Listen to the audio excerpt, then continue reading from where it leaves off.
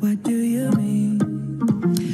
Welcome back to the show. Well, the 45th sitting of the Australian Parliament got underway this week, but despite big promises of unity, collaboration and a stable working majority, yesterday the Turnbull government was caught embarrassingly short.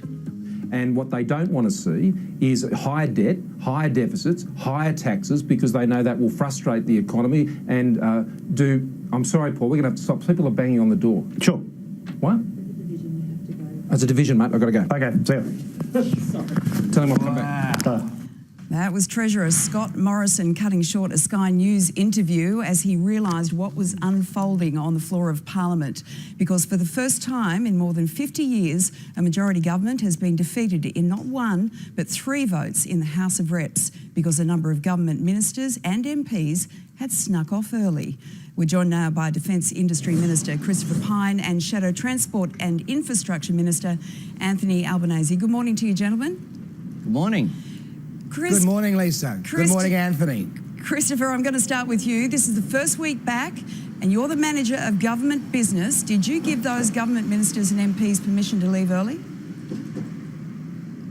Of course not, Lisa. And there's no doubt that what happened late yesterday afternoon was a stuff-up.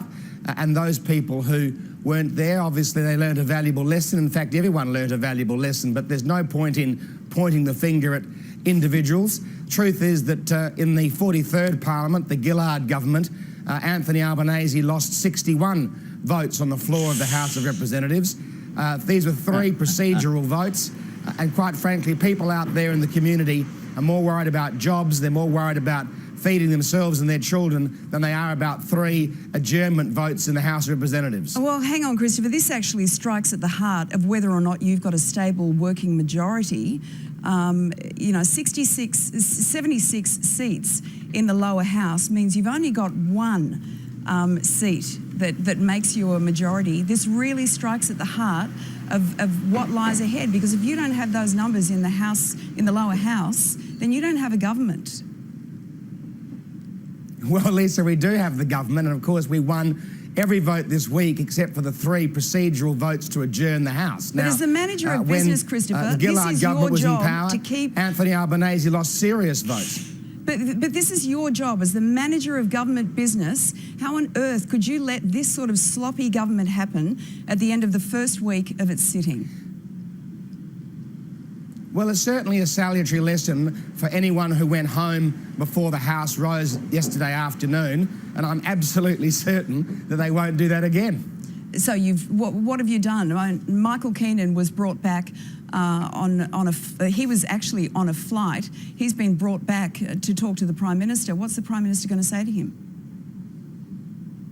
Well, Lisa, the internal machinations of the Liberal Party and how we manage our affairs, or the National Party for that matter, are not of great interest to people out in the community getting on there with their lives, going to work this morning, going to school this morning. So how we manage our internal affairs is not something that I intend to talk about on the Today Show today. But Christopher, this is important stuff, because it was 1 vote away from that Banking Royal Commission getting up, and this was something that was very important to the government.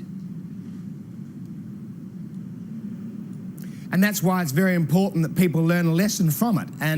But as I say, I mean, the bigger issues are Sam Dastyari and his clear issues that he has, and whether he should be resigning from the Labor Party front bench, which clearly he should. Bill Shorten's authority over his own party and his ability to control Sam Dastyari. Sure, we'll get to that in a moment, but the truth is the government was outmanoeuvred yesterday. Well, as I said, when Anthony Albanese was leader of the House, the Labor Party lost 61 votes on the floor of the House. Nonsense. So this kind of thing does happen. Your response? And it's well, that's what the Parliamentary Library says, not me. They're the Parliamentary Library's numbers. You've had your go. There are times when you should be quiet, Christopher, and I'll give you a bit of advice. Be very quiet today. If you can't run the Parliament, you can't run the country. We were in control during 3 years of minority government. Each and every day of the Parliament, this mob, with a majority government, couldn't get through 3 days.